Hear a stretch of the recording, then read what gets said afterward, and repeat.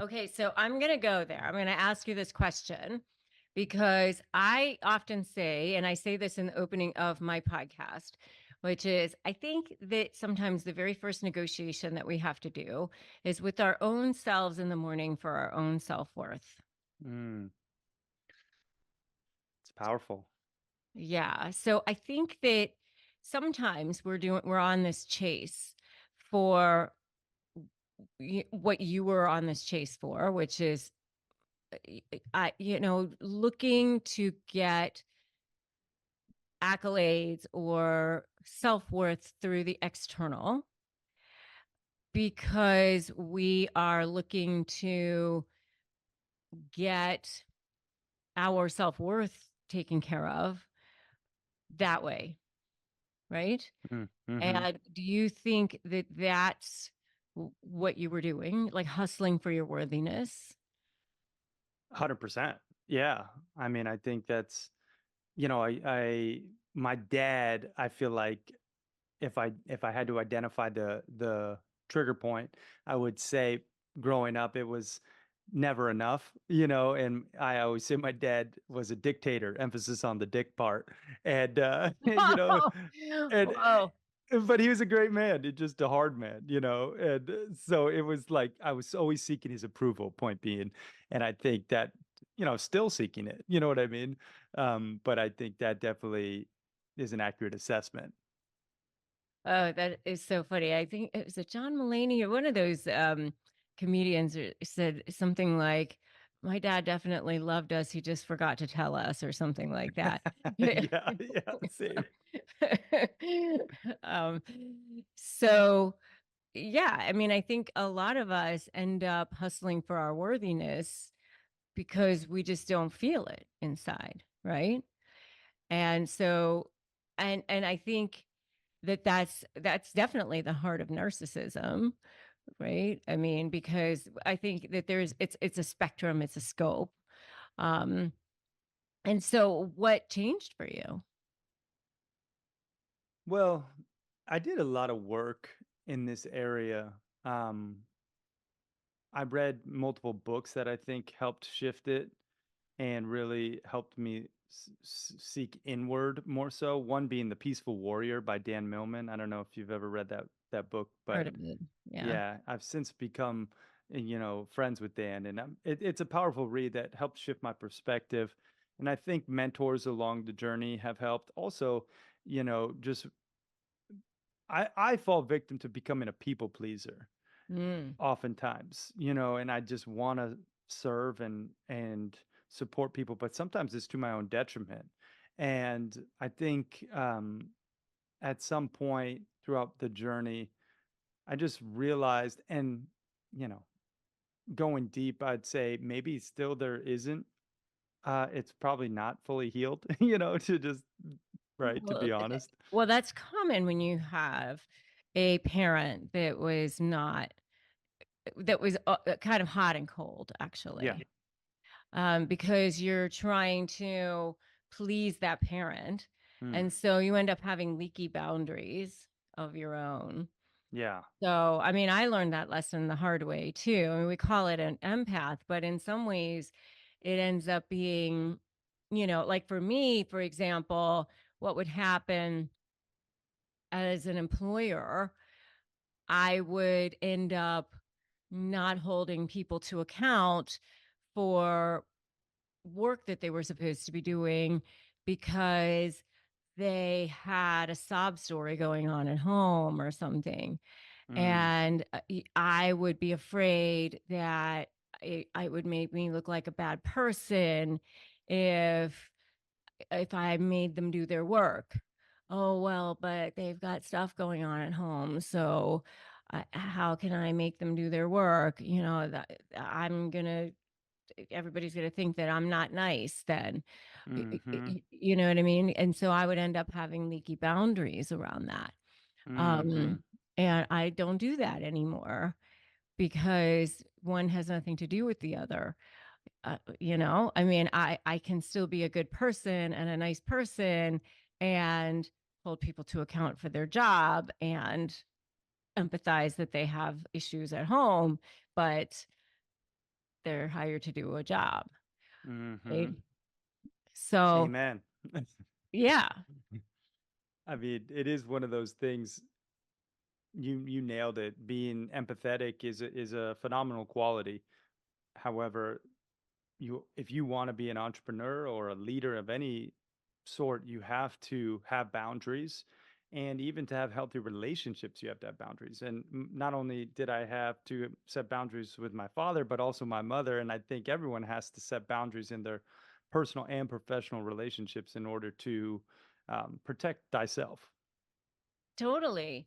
And what happens is that toxic people will take advantage of the people with the leaky boundaries because they'll see, oh, that person is allowing me to get away with, Mm, and then they actually start to become uh, almost like indignant if you don't let them continue to get away with, oh, well, I should have, that you've always let me get away with it before. So I'm entitled to that, right? yeah, you nailed it. You're so articulate with how you describe this entire ecosystem of narcissism. I just have to commend you for it because it really resonates, especially I'm sure for not only me but the audience. And it's just it's kudos to your superpower. So I appreciate that. Well, I mean, unfortunately, I've lived it, because I've been Yeah. there. And, if for me as a lawyer, I, I've always been I don't practice anymore. I just do this full time now, and I actually certify people in Hmm. my high conflict certification and all. But as a lawyer, it was one thing to completely advocate very strongly on behalf of Mm, and know the law, and I'll go to bat for anybody, and I'll whatever. But for my own self, it was different, and so I had a narcissistic business partner who ended up taking advantage of me, and then I had, my there's people in my family who are narcissists and hmm. who caused a lot of problems for my husband and me, and it's made it's been difficult. It's been difficult. So. I can resonate. I mean, you and I talked pre-chat, but like that is something in my family as well. It's there's high conflict personalities, and it's something I've dealt with my entire life from the get-go. It's it's hard to think about how manipulated I've been throughout my entire childhood, and I've been conditioned to succumb to the victimization.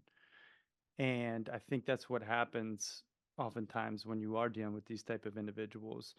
But if you don't create those barriers, if you don't have a toolkit to handle the adversity, you will succumb. And I just think whether you're dealing with it in a professional setting or a personal setting, like having like you have a way to slay the bully and to really have the framework, it's necessary, imperative for inner peace.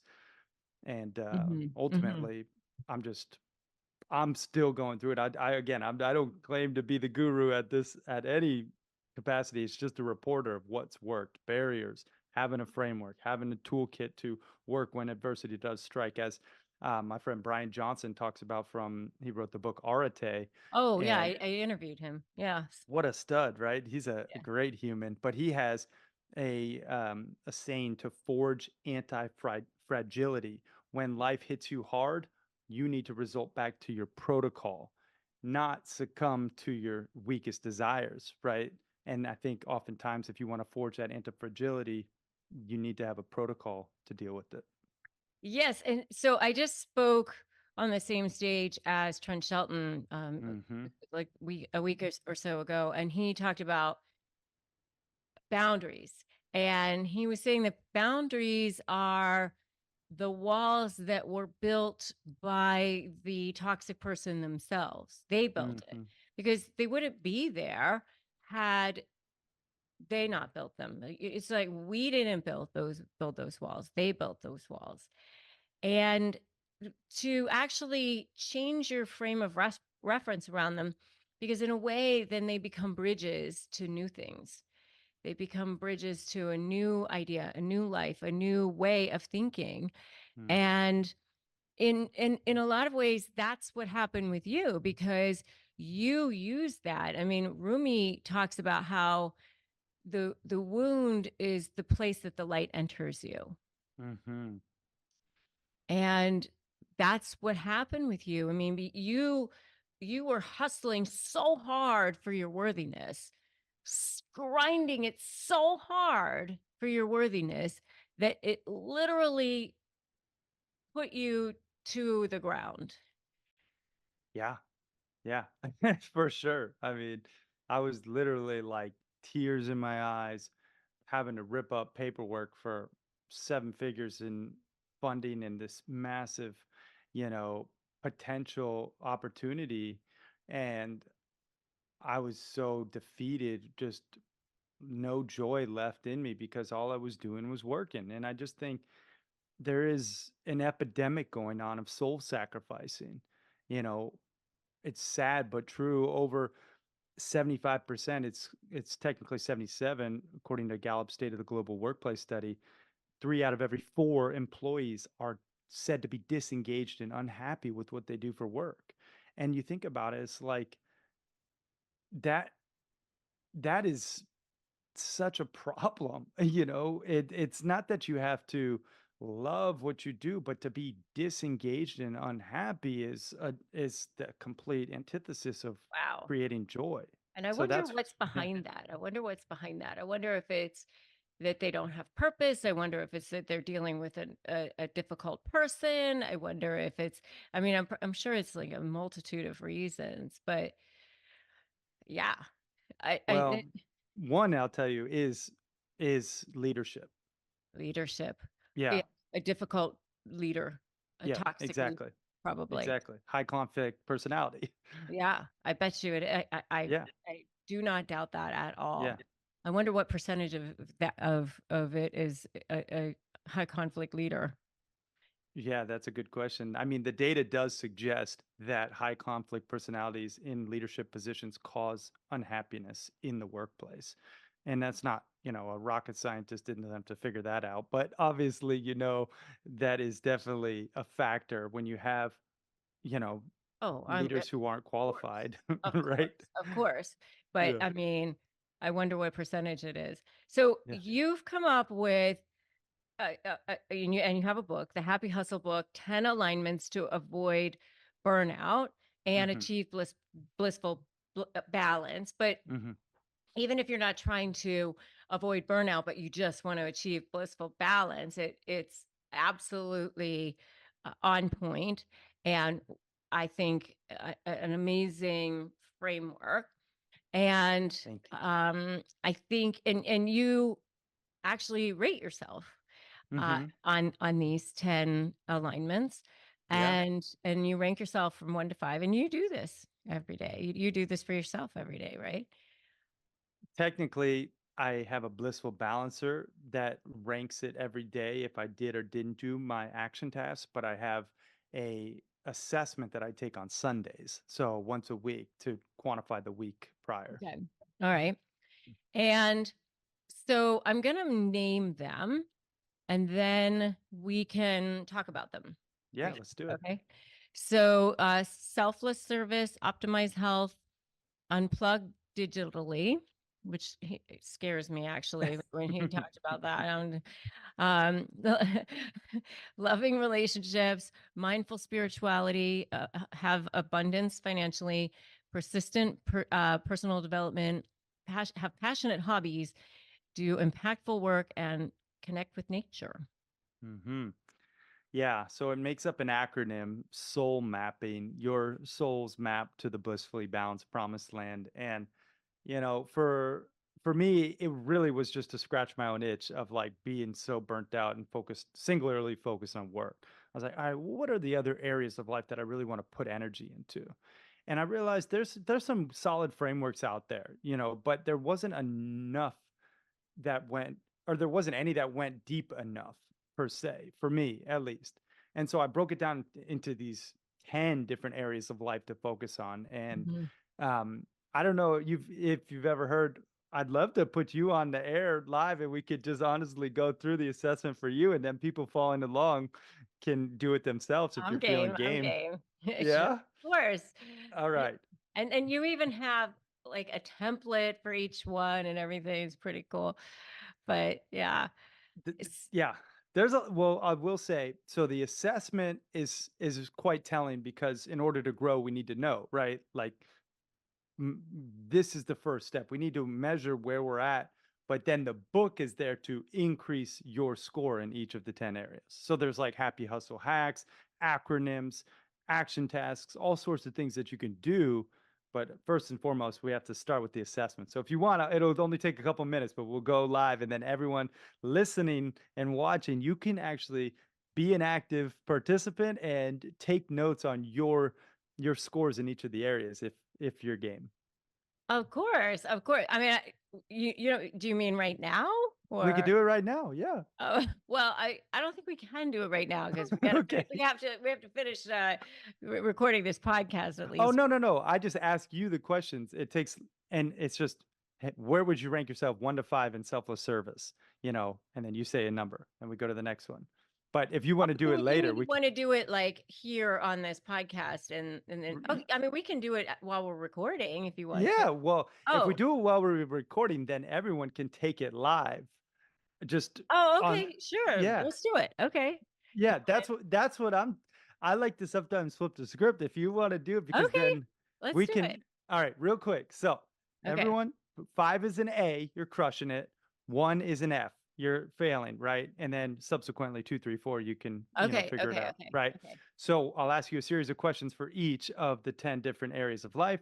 You just write down a number, okay? And then we'll add the scores up at the end. So, do you have a So, pen? well, let me go get a pen. Hold on. Okay, I can take notes for you if you want. Okay, hold on, hold on. Okay. We're doing it live, people. So stay tuned. And if you're feeling froggy, I urge you to leap into this exercise because it will actually be quite telling of where your life might be out of balance right now. Okay, all right, I'm ready. Okay. Selfless service, first and foremost. And this is just a big caveat for all these questions. Just rank yourself in the last 30 days. Okay. It's not your whole life. It's just the last 30 days. Okay. So think about that in terms of the last 30 days. Where would you rank yourself 1 to 5 in terms of selfless service? Like, have you been volunteering, giving your insight, finances, and time to others? Or have you been largely living for yourself, your own personal gain, your family, your inner circle? Give yourself an honest Mm, score. okay, all right. Okay. And then, oh, optimized health. 5 is you're crushing it. You're feeling mentally, physically, emotionally optimized. You know, Okay, one is the opposite. I like to say, shoving crap down the pie hole and paying the price, right? okay, all right. You unplug digitally. Mm, How do you feel about, your devices? Have you been addicted to your devices, like watching Netflix and streaming podcasts and, constantly on social media and Instagram? Or have you been very deliberate with your time and giving yourself digital detoxes? okay, Okay. yep, L, loving relationships. Where are you at with the love in your life? Is there plentiful pleasure or is there angst and despair? okay, Okay. So that's the soul part. So everyone should have 4 scores. Okay. Now we'll get to the mapping part. M, mindful spirituality. How connected do you feel to a higher power, right? God, you know, Allah, Buddha, whatever you believe in. I don't really care. As long as you believe in a higher power, I do think it's important. So give yourself a score 1 to 5. okay. A, abundance financially. Where are you at in terms of your finances? Do you feel like you have a system to save, invest, and spend wisely? Or are you, living paycheck to paycheck? Maybe, not where you want to be. Give yourself a score. P, personal development. You know, again, are you growing and evolving or are you shrinking and dissolving? Give yourself an honest score. Where are you at in this alignment? Okay. Okay. Second P, um, Jeez, I just passionate hobbies. I drew a blank on my own program. Passionate hobbies. Are you like doing fun things for yourself? Are you actually, doing? painting or dance class or playing pickup soccer or whatever? Or have you just been focused on work and your kids and your family and your clients, and not really filling your own cup? 1 to 5, where you at? Okay. Okay. I impactful work, where you at in terms of, really feeling connected to your work, again, infusing that passion, that purpose to make a positive impact, right? Okay. Okay. And then N, nature connection. How connected do you feel to, Pachamama, Mother Earth? And also, are you protecting it? Are you a part of the solution? Are you, voting with your dollar, supporting B corporations and being a conscious consumer, right? That plays into nature connection. So that is the 10 alignments. And now you should have 10 scores. Okay. Okay. Okay, if you're feeling brave, we can go through your scores live, or if you just want to tally them up and give me the total, I'll tell you if you're a happy hustler or not. So 40 or above is you're happy hustling. 39 or below is we got a little work to do. And this is good for everyone to tally your scores up, and now you can just see where you potentially need to prioritize change accordingly. Okay, the suspense. 33. I'm at 37, I think. Oh, you're close. Well, I 37 is a very solid score. And, if you don't mind, if you're feeling brave, which one was your lowest? Passionate hobbies.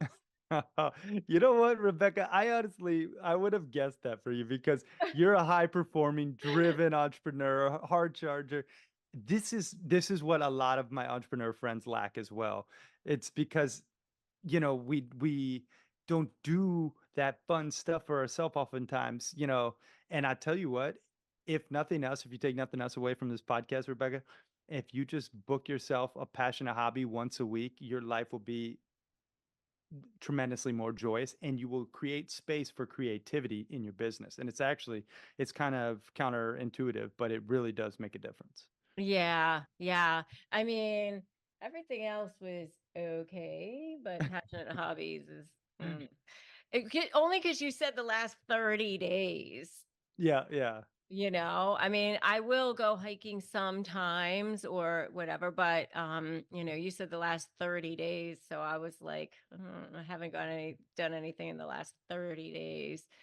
So Well, yeah. there you go. So that's how you do it. This the assessment. I mean, it is free on our website, the Happy Hustle, website. You can check it out and like actually get your scores emailed to you if you want. But Mhm. if nothing else, just having a basic, score line of like, hey, where am I at? Where am I lacking? And how do I prioritize change? That's what the Happy Hustle is all about. And then within each of those alignments, we have an acronym for each of them, and we have action tests that you can do to increase your score. Mhm. So what's your lowest usually? I mean, it really just depends. I will say right now I haven't been volunteering like I normally do. And I'm actually down in Florida right now, snowbirding, not in Montana where I, live most of the year. But in Montana, I have, I go to the Rotary Club, and I have a organization. I teach kids with special needs how to ride horses, and I, give to the community through a couple different programs. And that's myself a service that I really tap into, and in Florida, I haven't been because I don't have those organizational connections down here, so Mm. that's lacking for me right now, to be transparent. I want to reel back because I don't know that everybody has listened to the first time that you were on my show talking about why you've had 34 surgeries. So let's talk about that. Yeah, Yeah. pretty crazy. I was in the fitness industry. I was doing infomercials and sponsored by Nike, regularly contributing to Shape and Health magazine. And I finished training clients, got on my Harley to head home from work, was cruising down Ventura Boulevard, and an SUV shot out of a parking lot and T-boned me, and I was thrown 30 feet and then I was like sliding across the asphalt. And when I finally came to a stop, I looked down and my leg took the brunt of the accident. I mean, and it was crumpled into pieces. My foot was dangling off. I didn't know it at the time, but my femoral artery was actually severed. And luckily, paramedics got to me really quick. I was taken to the hospital and I was put in induced coma because my vital organs were all shutting down. I'd lost so much blood, they couldn't control my pain. And when I woke up out of a coma, that's when I learned. They were like, "Well, I'm so sorry. We're going to have to amputate your leg. You've got a 1% chance of saving your leg." And it's like a war wound. There's nothing we could do for you. And at that moment, I thought, well, wait a minute. You said there's a 1% chance. So that means there's still a chance. I want to find a doctor who's willing to take that chance and save my leg. And it took an act of God, but we found a doctor, Dr. Don Wiss at Cedars, and I got transferred, and surgery after surgery after surgery, which, ended up being 34 surgeries in total. They were able to piece by piece put my leg back together and me back together. And What year was that?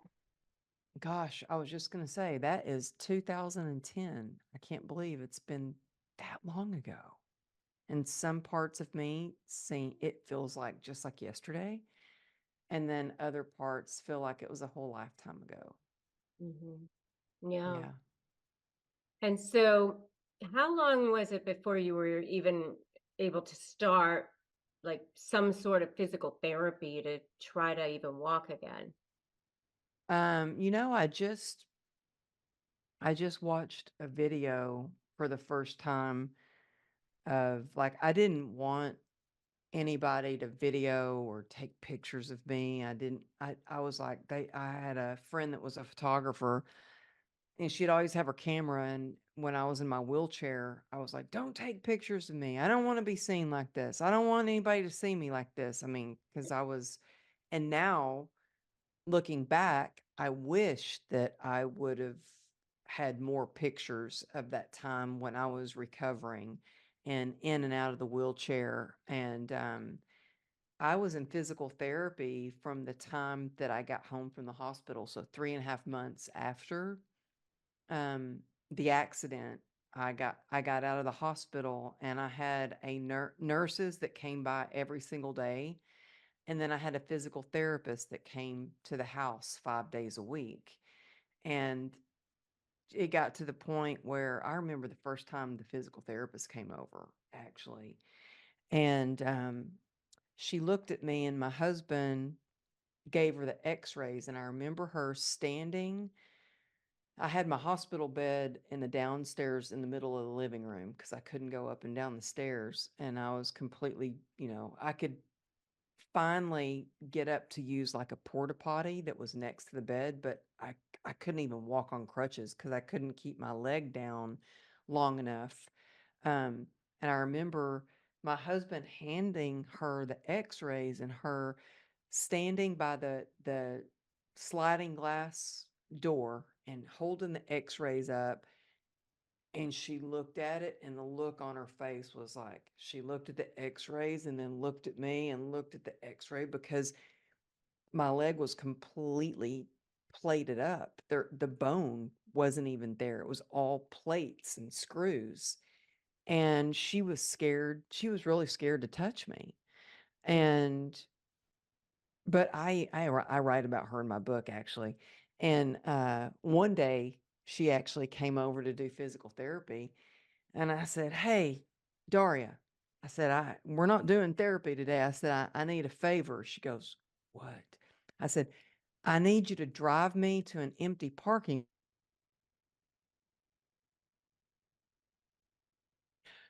I need to learn how to drive with my left foot." She goes, "Okay." So she drove me to an empty parking lot, and I was like, switch seats with her. I used to have to drive with my right leg up on the dashboard, and I learned how to drive with my left foot. I couldn't put my leg down because of the pain, the circulation, and all the arteries and veins had been so compromised Oh that my blood God. would get. That seems like very perilous. Yeah, and so I knew I wanted to be able to drive to the store, to get my husband a birthday card. And this learning how to drive with my left foot gave me the freedom to do that.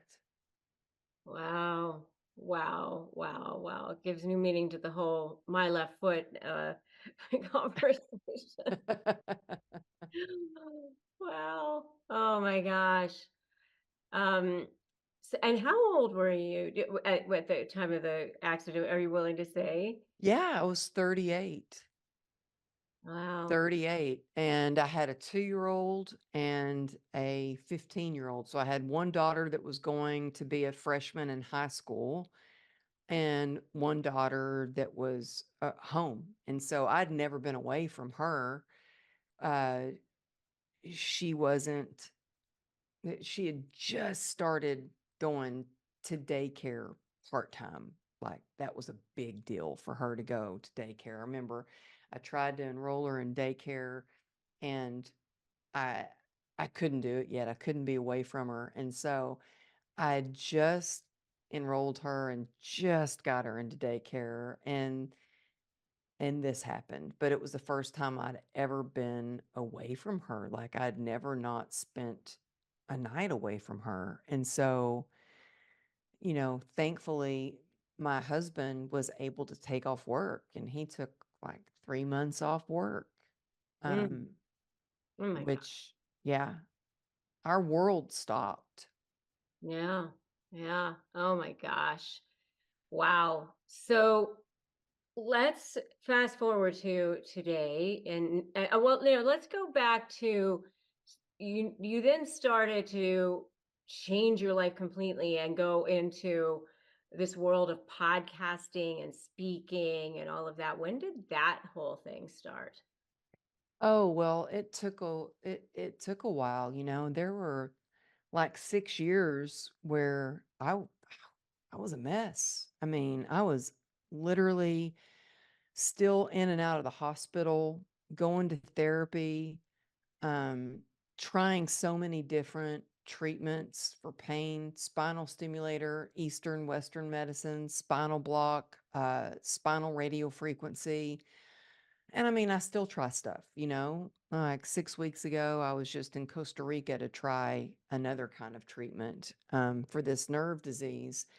And it was, ooh, gosh, I decided to write a book and I wasn't even on social media.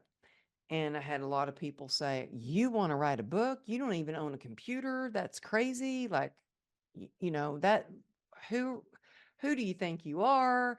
And I was like, "You know what? If this didn't happen for just no reason, like if I can write a book and one person reads the book and it inspires them to not give up and to keep going and to push through and have that perseverance, then it is going to give pain that I experience purpose." And so I ended up writing the book. And when I got a publisher, they were like, "Well, hey, we want your book, but it's up to you to market it and brand it. We don't do any of that for you." And so I was like, "Oh gosh, what do I do for that?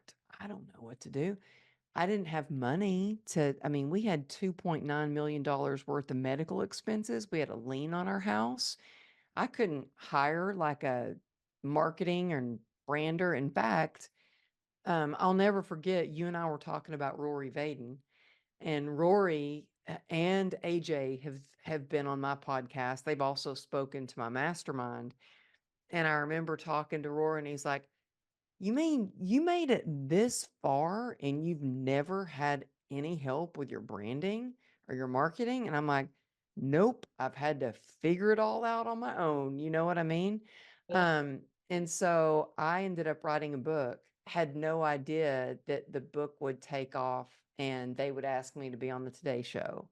Had no idea that being on the Today Show would my emails would be flooded. I was a one woman show. I was answering all my emails, doing all my social media. I was doing it all. And I still actually do most of it all. I have a team now that helps me with my podcast, but I still do a lot of it on my own. In fact, I tell people to text me and I'm like, and just so you know, that's me getting back to you. So if it takes me a little while to get back to you, it's because it's really me texting you back. So just so you know. But started, launched the book, then started speaking on stages, got asked to do a TED talk, and they found me, believe it or not. I don't know if you knew this, Rebecca, but do you know how I got my TED talk? Was they found me on Instagram. It was a curator for TEDx Berkeley, and she was not looking at just the things that I was posting. She was looking at how I responded to people. So she was watching how I commented back to people. And she sent me a DM, and I'm like, this can't be real. Like, seriously, this is a TEDx curator that's actually reaching out to me. And I emailed her back, and sure enough, I was like, this is real. This is legit. And so I did a TEDx talk. You never know when you have, that when you have an intention and when you really are like, this is the thing that I want to do, when you just stick to it. Like I knew that I didn't know how to do social media, but I thought, well, my gosh, I'm going to learn how. And I picked a time 5 days a week that I knew that I could be consistent at the time between 5:30 in the morning and 7:30 in the morning. Sometime in there before I got my daughter to school that I could post. And that's what I did. And I was determined during that time. I thought, well, in a year, I want to build up a following on social media that I have real connections that when I get to go do a book signing, that I was able to go, hey, I'm going to be in Miami. I don't know anybody in Miami or anybody out there. Could you please just come and give me a hug? Because I don't want to be the only person at the bookstore for my book signing. Come hang out with me, please. I didn't say, like, come buy a book. I just wanted them to come hang out. You know what I mean? And it worked. And at every single book signing across the country, I ended up having not only a full house, but selling out of books just because I'd built those relationships along the way. Amazing.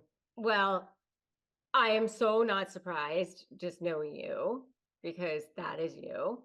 Because you make friends wherever you go. You just Oh, do. And to know you is to love you, and that's just how you are. And well, thank you. but it's so true. It is so true.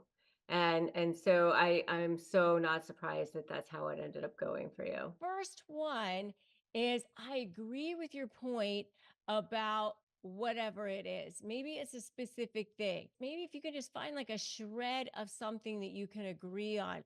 Maybe it's like, I agree that we're not going to agree on something, right? But if you can find something where they can feel like they've heard the word agree, that will help because you're just kind of fluffing up their ego.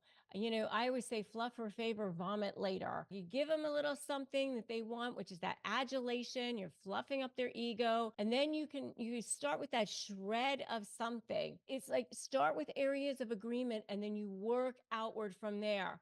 So I agree with you on this. And then you go, okay, it shows that you are listening. It shows that you're starting from a positive tone, and it shows that you are letting them know that they matter. My second book was Negotiate Like You Matter.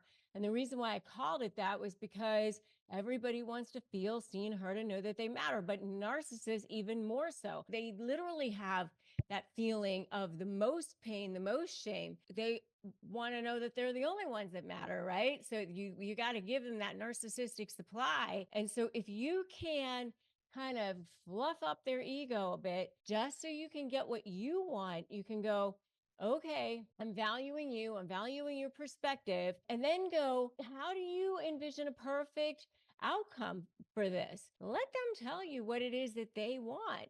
So I agree with your point on this, but what's the perfect outcome for you? And then let them tell you. Let them share their perfect aspirations. Let them tell you what their perfect outcomes are. It'll give you valuable insight into their goals. Let them pontificate on that. It'll help you, especially if you're negotiating with them, especially if you are in some kind of a deal with them. You do want to know what their positions are. You do want to hear what it is that they want. Instead of pushing and fighting back for a change, go, okay, I agree with you on this particular thing. Where is it that you see this going? What is it that you want? Let them talk for a minute. That's the first one. And by the way, if you are dealing with a narcissist or a high conflict personality in a negotiation setting, get my free Crush My Negotiation Prep worksheet at winmynegotiation.com. It's a free 15-page ebook. Literally hundreds of thousands of people have gotten it and won their negotiations just on that. It's totally free.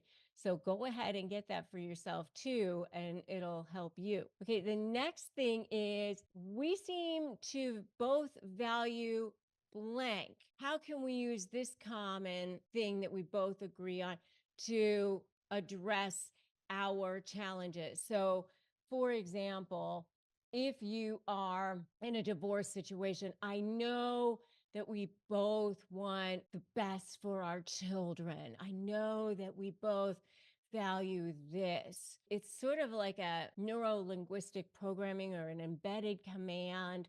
I know that we saw this really take place. If you've ever watched Mr. Rogers persuade a congressman in the 1960s, it was like 1969, and he got in front of Congress to ask for millions of dollars, and he was literally a public access television guy who was kind of dweeby, really an unknown at that point. And he had this kids show, and they did not really want to give him money. And he gets in front of these people. And the guy that he had to go in front of, the particular congressman that he had to get in front of, was known to be kind of a difficult person or whatever. And he goes, all right, Rogers, you got the floor. And really was not in the mood for him that day. But by the end of it, the way that he was speaking to him was, I care about the future of children. They are, as I know you do, because you know that they're the future of this country, as I'm sure you would agree. And the way that he was speaking with him, there was no way that this guy, the Senator Pastori was his name, there's no way that he was not going to agree with him. And that's kind of what you have to do. You identify a shared goal or a shared value, and you create a sense of unity around that. And that's how you can persuade that person, whatever it is that you're trying to achieve. Instead of you being at odds, you try to put yourself on the same side as the person, and it works. Believe me, I've been doing this for a long time, and I've been a lawyer for a very long time, and I've had the most contentious of cases for a very long time.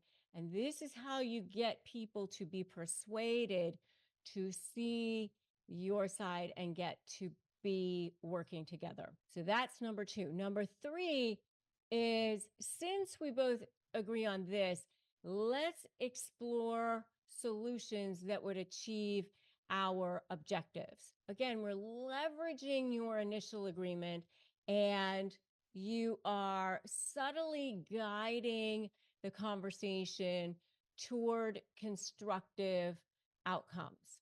That's the next question that you can ask. The next one that you can ask is, what steps or do you suggest that we could take to get where we want to go? Instead of railing against, instead of going and being defensive, you can start asking them questions. This is really in the same vein of when I suggest to you, instead of responding with anger, to respond with curiosity. I've often said in my other videos to respond with curiosity.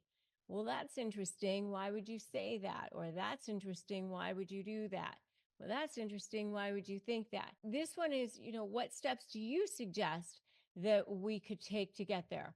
And then as they suggest that, say things like, I appreciate your insights, and then validate their insights and say, oh, well, here's how we could work toward more collaborative planning, and then continue to ask them for their input on that, and continue to ask them for more phrasing for shared insight. So the more that you can ask them for their opinion, validate their insights, and look for ways that you can start with areas of agreement and then build on that, it definitely helps.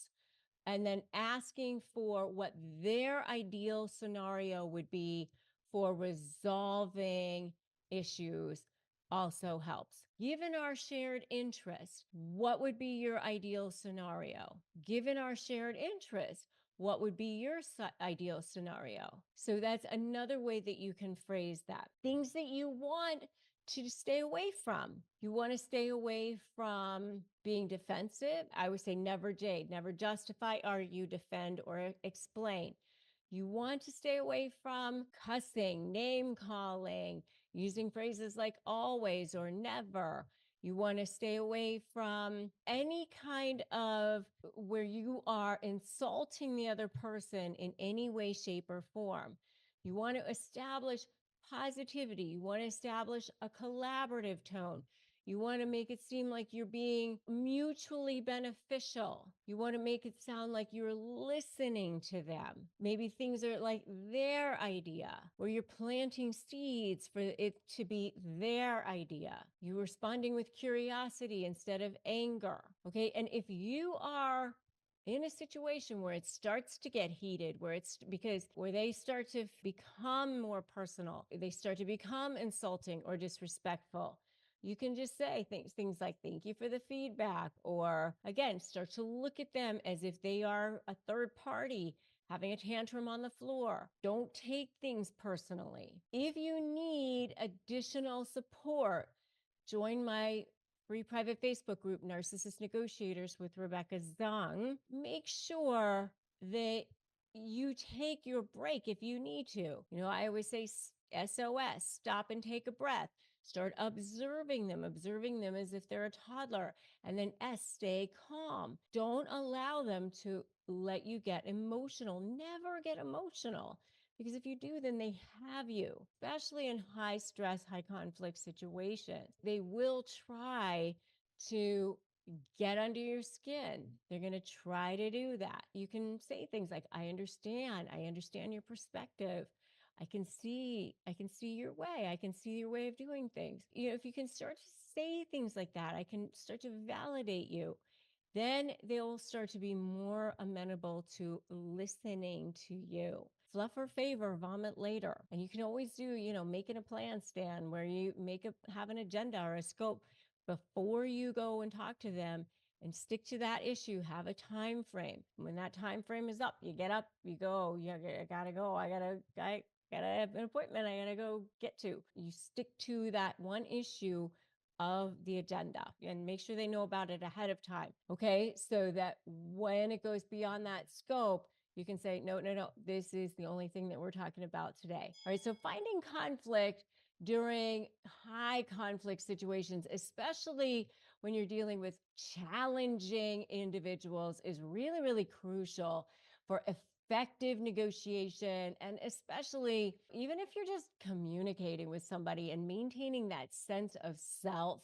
especially when you're trying to keep your credibility. So here are some strategies to really build and sustain confidence in these scenarios. First of all, make sure that you are over prepared. When I was dealing with trial, I would be over prepared. That is one of the keys to having confidence before entering that high conflict situation. If you can, you can't always do this. I mean, you don't always know when you're going to be in a high conflict situation, but if you do know, that you're going to be in a situation, thoroughly, thoroughly, thoroughly prepare. Understand the key issues, understand what their positions are going to be. Know your position, but know their position too. I have a free Crush My Negotiation Prep worksheet that is 15 pages. You can get it at winmynegotiation.com. I teach you how to do that. Your side, their side as well. Anticipate potential challenges, plan your responses.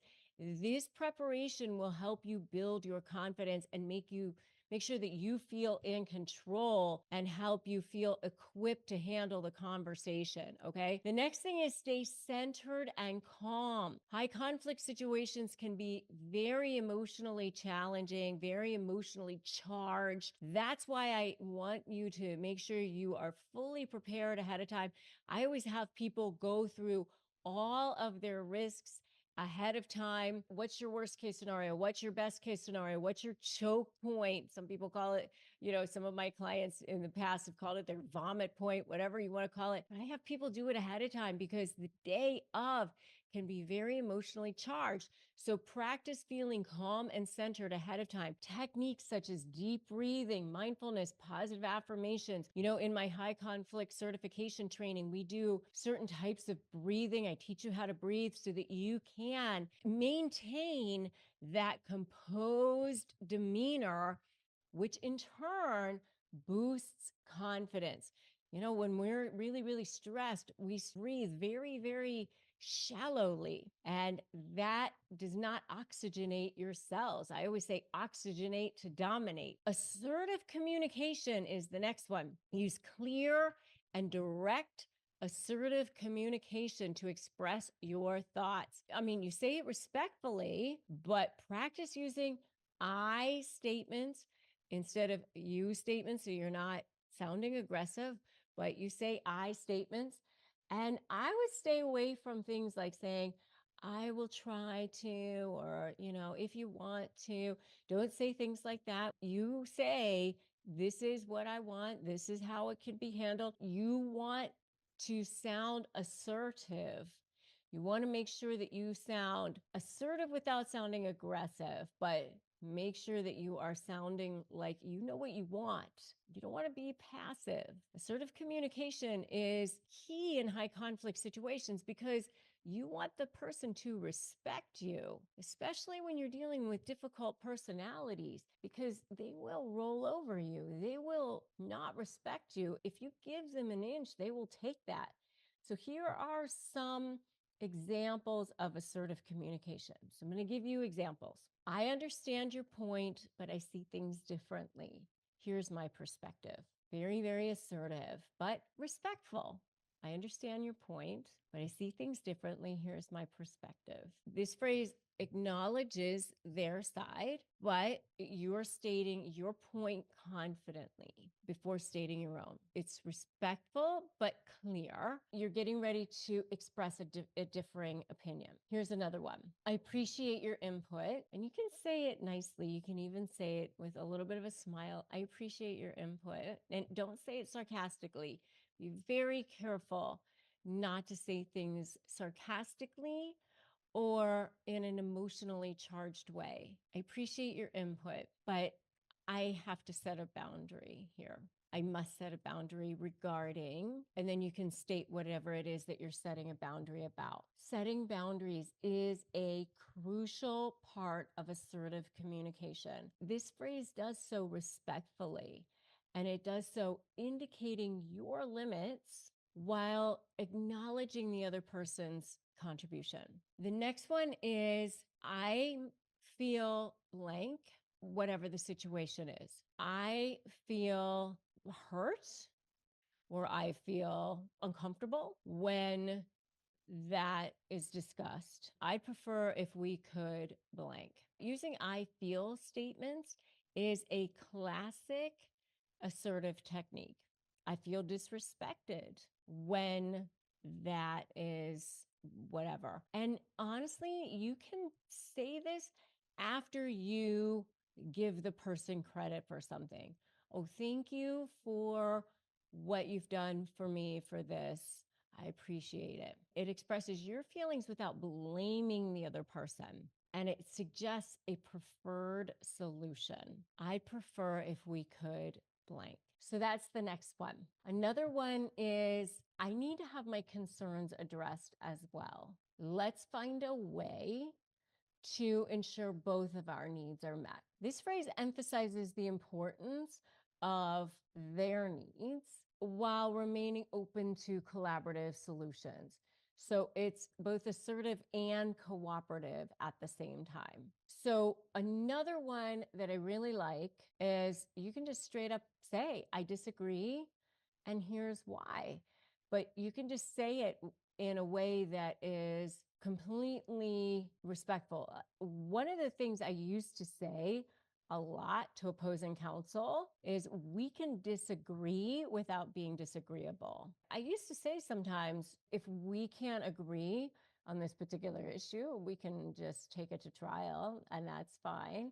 In other words, for me as a lawyer, I would just express to the opposing counsel, let's not be personal about this. If we need to take this to trial, that's fine, but I'm not going to start throwing barbs and make it personal. Obviously, that's not, you can do in certain situations, right?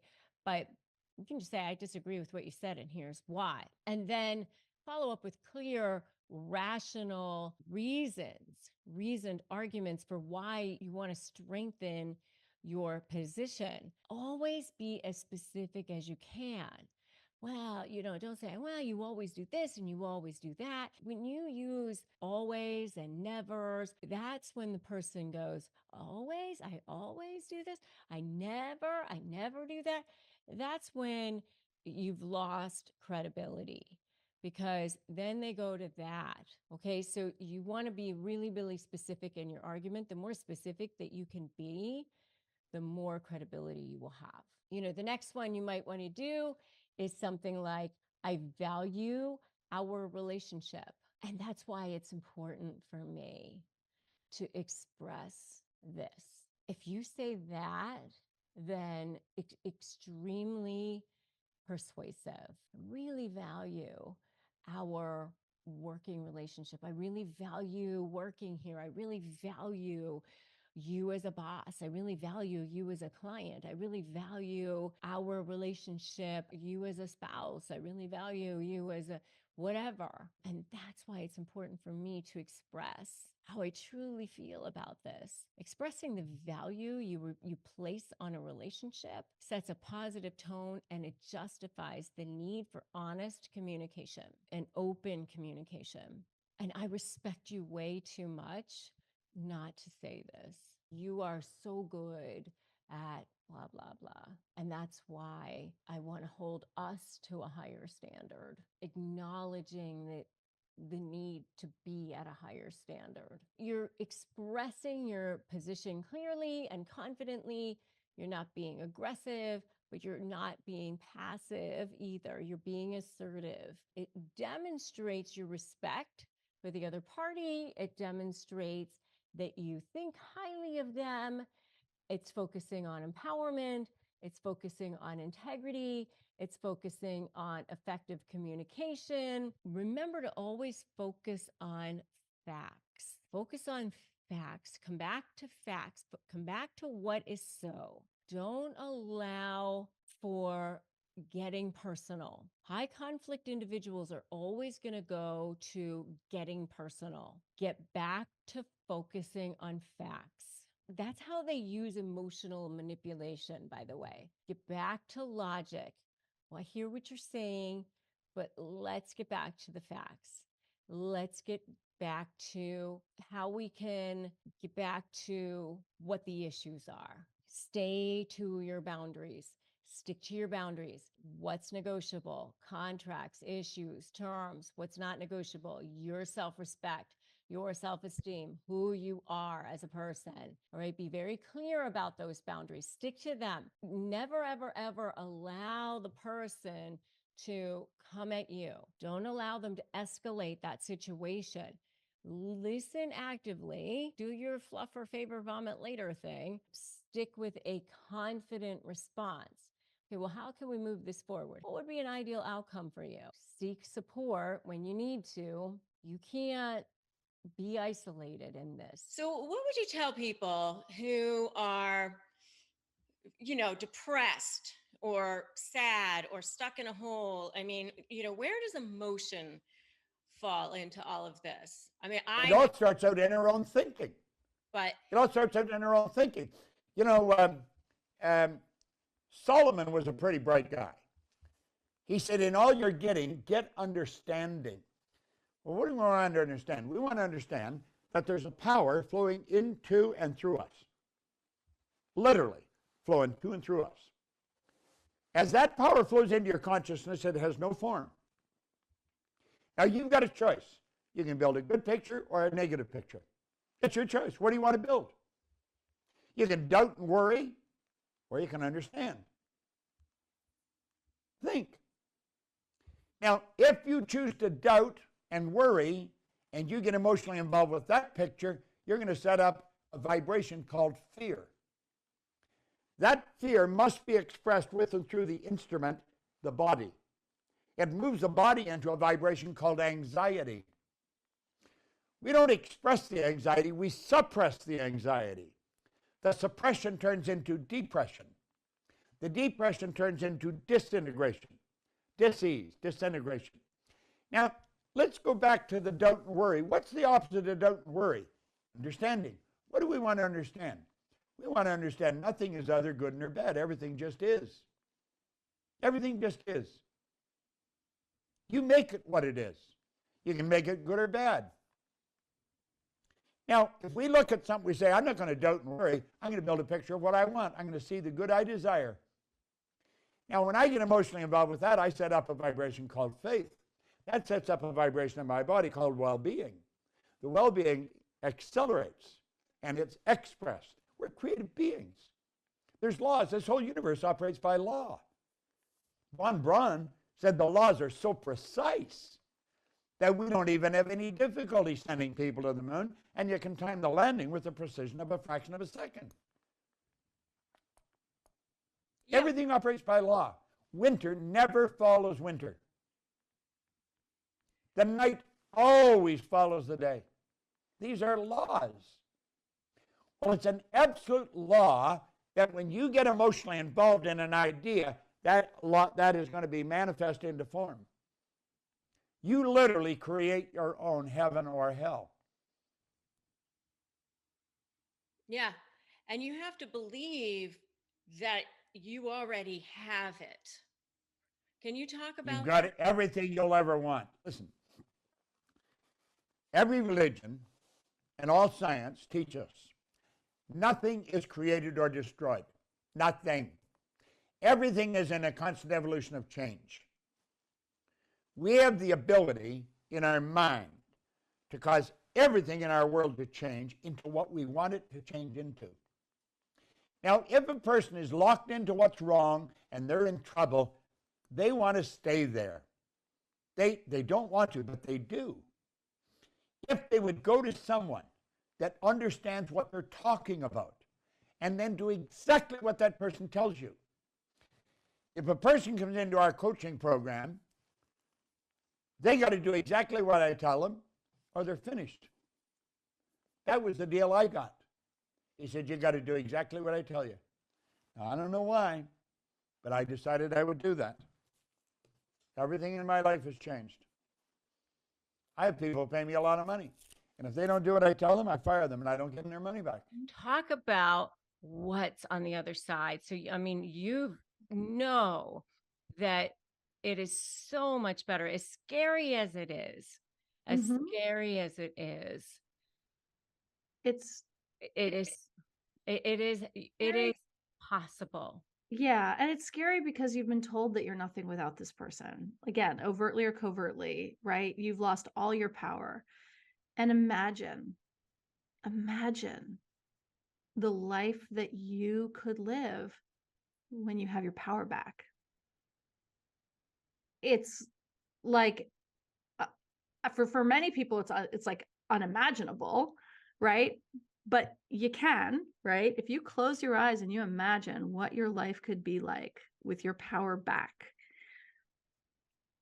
I know you can do it. I know you see it, and I know you feel it, like a glimmer of it. And if you even have just a glimmer of it, that's what's possible. Like that glimmer becoming your reality. And I'm not saying like, look, life is still life. you know, Life is still hard, and life is still, complicated, and there's still, wars and famine and all the things, right? But like, to walk around every day confident in who you are, knowing yourself, really knowing who you are and feeling good about that. I'm not a big fan of the whole like love yourself thing, because I think that that is such an extreme like leap from one to the other. Like, you just have to love yourself. You know what? Fuck off. I just have to know first, you have to know who you are. Just know who you are. I like vanilla ice cream with rainbow sprinkles.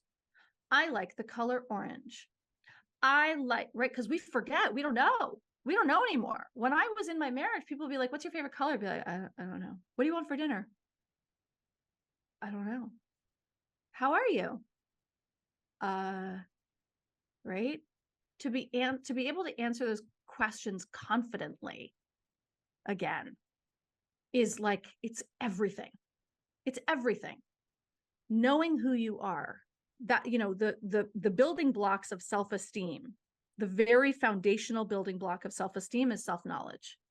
So when you're able to learn who you are again, not who you think you're supposed to be because it'll make him feel better, right? Not who you're supposed to be in order to make this relationship okay or this other person okay, but who you are. What are your values? What are your likes and dislikes? What is unique and different and exciting about you? Then you start to have confidence again, Mm. you know? Without being afraid that somebody's going to put you down because you say something, or put you down because you have an idea. Yes. And Yes. oh, Yes. yeah. Absolutely. I used to go to parties with my ex and just be fully self-expressed, right? Because that's who I was.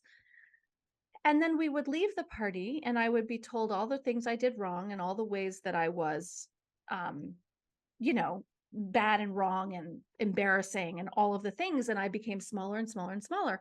Now I go to parties again. I'm exactly who I am. I'm fully self-expressed. I have a really loud laugh and people fucking love me, right? My friends actually like me. I choose to hang out with people who really love me. Right? I may not be for everybody, but I know who I am, and I'm not afraid of being that anymore. And Yeah. that's what I want for everybody. You just That's what want I to want for say everybody. yourself. Yeah, that's right. Yeah. Yeah. Yeah. So, I mean, I remember I had a client who she was like, "Ah, she's just amazing," and she, she got back together with her narcissistic husband, Mhm. who, they were in marriage counseling, and everything was going to be great, and then they were leaving to go to a party, and she put on this bright red lipstick, and underneath his breath he said, lipstick. And right then her heart sank, Mhm. because it was like, oh, you look like a whore or whatever, and she just started to feel like that familiar, Yeah. uh Right. And there it is. and there it is. And there it is. Yep. And if you stay and if you go back, like, just, I think, look, it takes an average of 7 times for someone to leave an abusive relationship, right? And so that's the average. So some people takes a lot longer. And so, you know, but staying attuned to those moments, like, oh shit, right there it Yeah, is, you there it know? is. It was one word, Mm-hmm. and then lipstick, Mm-hmm. and then it was like right back into it again. That's right. That's right. but then, she ended up out of it, but thank God. Because it doesn't change.